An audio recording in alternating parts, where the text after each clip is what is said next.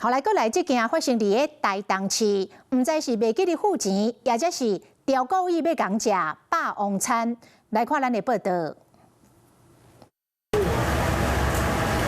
實在看到幾項真芳，會成消費者淹過買引來惡夢。一家人有講有笑，行入店內準備要粗飽一頓，頭家佫傳房間給因，想不到這陣人食飽了後，煞找無人。有下一組客人的時候，然後我去包廂看，然後妹妹已經在收桌了，然後客人已經不見了，就都走掉了。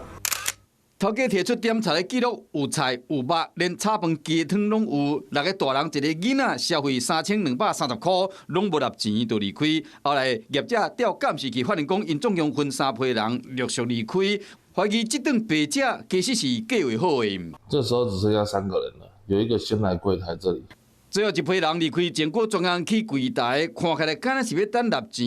也毋過較先，在等其他人去納錢的時，趁這個店員真無閒時陣，趕緊離開。代志發生佇初5的暗時，台東一間釣蝦場合適的餐廳，頭家真無奈拋出這個監視器畫面，講希望對方只是未記納錢爾，所以講公布畫面，因為無結果只好報警。警方嘛提醒消費者，若無納錢就離開，可能去牽涉到刑事責任。呼籲咱鄉親唔通因為一時貪念來犯法。Hello， 我是林仙怡，想要搶先掌握最及時的新聞資訊嗎？趕快訂閱、按讚、開啟小鈴鐺，鎖定華視新聞 YouTube 頻道。